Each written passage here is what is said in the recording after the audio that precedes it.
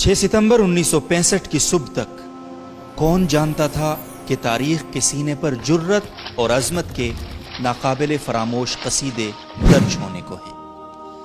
किसे मालूम था कि सरज़मीन पाको हिंद ला इलाहा इल्लल्लाह मुहम्मदुर रसूलुल्लाह के मानने वालों की हैबत व हमीयत से दहलने वाली थी। और किसने तसव्वुर किया था कि इस ममलिकत खुदादाद की हिफाजत के वास्ते बूढ़े, बच्चे और जवान अपनी सीनों से ऐसी दीवार ताने खड़े हैं जो दुश्मन की तोपों का हौसला भी पस्त कर देगी। और फिर 6 सितंबर 1965 की सुबह रेडियो पाकिस्तान गूंजता है। ये रेडियो पाकिस्तान है। सदर पाकिस्तान फील्ड मार्शल मोहम्मद अयूब खान कौम से खिताब फरमाएंगे। मेरे अजीज हमवतनों, अस्सलाम वालेकुम। 10 करोड़ पाकिस्तानियों के इम्तिहान का वक्त आ पहुंचा है। आज सुबह सवेरे हिंदुस्तानी फौज ने पाकिस्तान के इलाके पर लाहौर की जानिब से हमला किया और भारतीय हवाई बेड़े ने वजीराबाद स्टेशन पर ठहरी हुई एक मुसाफिर गाड़ी को अपने बुज़दिलाना हमले का निशाना बनाया। पाकिस्तान के 10 करोड़ अवाम जिनके दिल की धड़कन में ला इलाहा इल्लल्लाह मुहम्मद रसूलुल्लाह की सदा गूंज रही है, उस वक्त तक चैन से नहीं बैठेंगे जब तक दुश्मन की तोपें हमेशा के लिए खामोश न हो जाए।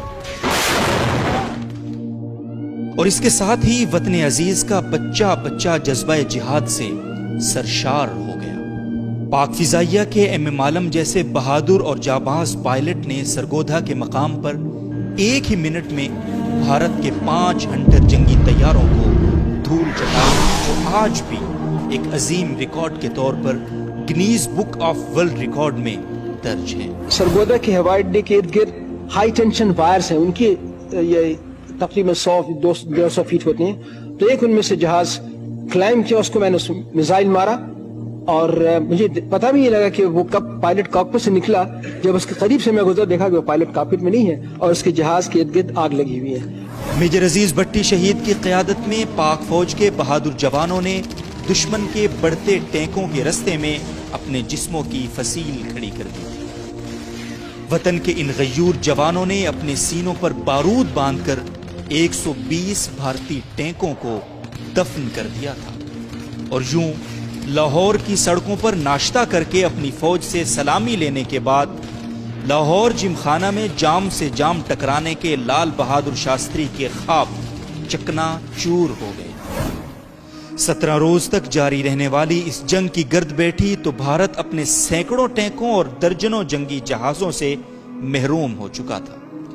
इसके 5000 से जायद फौजी वासिले जहन्नुम हो चुके थे और उसका गुरूर धूल चाट रहा था। हदियारा से लेकर खेमकरन तक, चविंडा से लेकर हलवाड़े तक, वहगा से लेकर जामनगर तक, कसूर से लेकर इखनौर तक और BRB नहर से लेकर दवारका के किले तक, हर तरफ पाक फौज की सुरखरुई के परचम लहरा रहे थे।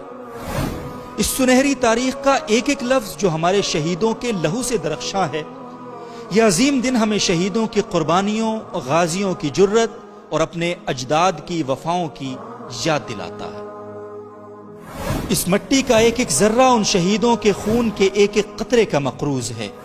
जिन आजाद फिजाओं में आज हम सांस ले रहे हैं, इसके एक एक झोंके में उनके मुकद्दस लहू की खुशबू गूंधी है। दुश्मन याद रख ले कि ममलिकत खुदादाद पाकिस्तान का एक एक सपूत अपने मादर वतन से बेइंतहा, बेपाया और बेहद मोहब्बत करता है। जब भी घेरा तुझे जुल्मतों ने कभी, मशाले जान लिए हम मुकाबिल रहे।